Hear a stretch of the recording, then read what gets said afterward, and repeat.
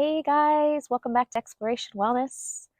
I am going to be doing quite a bit of traveling here in the next few weeks. So, this got me thinking of situational anxieties that we all inevitably face. So, some things people have more anxiety over than others. For me, this recent travel, I am going to be doing quite a bit of flying on my own, which I don't do often. Flying in general, I don't do often, and traveling by myself, I certainly don't do often. So, this has got a bit of anxiety coming up from this traveling, dealing with the airport, things like that. I'm pretty petite, so big crowds, and then having to know what I'm doing, kind of under time constraint in a big crowd, can bring up some anxiety. So, what I like to do is to try to do a bit of planning ahead. Okay, that gives me a little bit more confidence in situations that I'm going into where I'm uncertain. So, the crowds, navigating out on my own, I started thinking about airport security. So I knew I was going to be traveling with a lot more electronics, my laptop, things like that, because I was going to work on some content while in the mountains. So I decided to do a quick Google search and just check into what it is that I need to do in terms of pulling out my equipment and things like that, going through airport security. So I did that. And then another kind of silly little thing that I had on my mind was correctly printing and specifically attaching my baggage tag for my checked luggage. I know that sounds like what the hell, but nerves, they're weird like that. I had a situation in the past where I almost put the tag on my bag incorrectly, and so that was just been on my mind. I had a friend at the time help me, stop me, get it put on the correct way. I'm going to be doing it on my own this time, so I was thinking about that. So, another strategy that I like to use is packing transitional objects that bring me comfort. So, what's a transitional object? I want you to think of your favorite blankie or toy from childhood. So, kids, when they are transitioning from dependence to independence from their caregiver, often carry these little objects with them to help give them that security. They're usually soft, cuddly type of items that bring you a pleasant sensory experience. I'm here to tell you that we as adults can also use transitional objects to help soothe the nerves. And this can be a variety of things as we are adults. I'll probably touch on these kind of things pretty frequently because I use these things often. So, I just got back from Big Bear, California, and it was really cold there.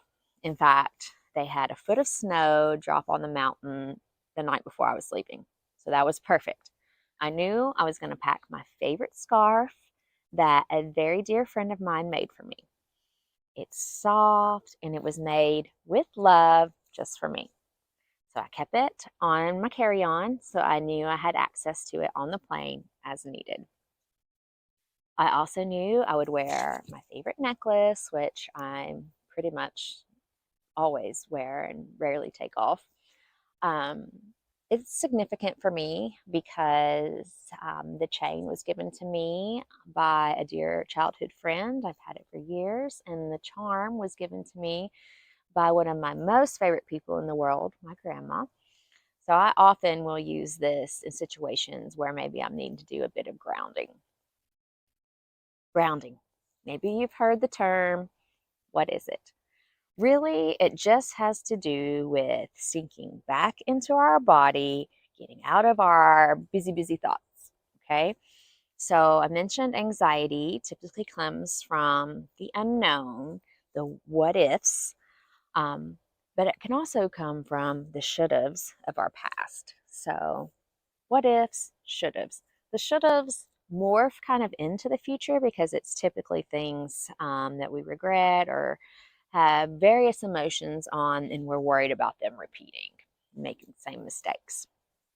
So, grounding allows us to sink back into our body, kind of out of that busy, busy thoughts, um, and just kind of find peace in the moment where we currently are. That's typically where we can try to find a bit of rest, if you will, for the mind.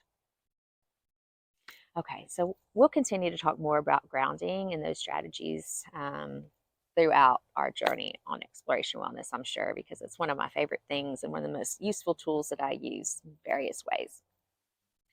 But another strategy that I had to use on the plane was packing some sweet treats. This was twofold. I knew I was going to need something for the pressure cabin change that typically makes me feel unwell. So the chewing helps with that.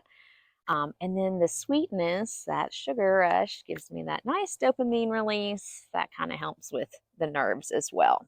And then I know that I get terrible, awful motion sickness over almost anything, unfortunately. So C-bands are a must for me, and we'll touch a little bit more on those later too, and how those can help if you have those similar kind of nauseous experiences, because it's awful and can ruin any experience. So these are just a couple of tips, tricks that I use for myself that you may find helpful as well. If you have your own tips and tricks for situational anxieties, I would love for you to share.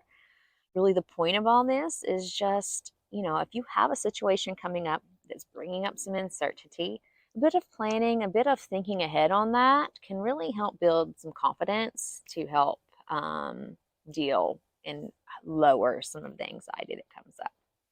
Also, if you have been practicing that breathing that we have previously talked about, hopefully your body's going to go into that in a very natural way as needed, so that if your heart rate gets going up a bit, the body is just signaled to take a deep breath and exhale.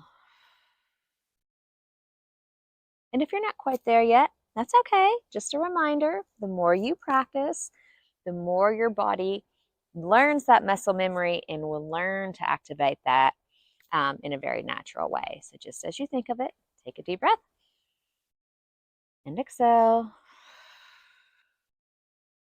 And I hope you guys will continue to like and subscribe and share. And see you next time. Bye bye.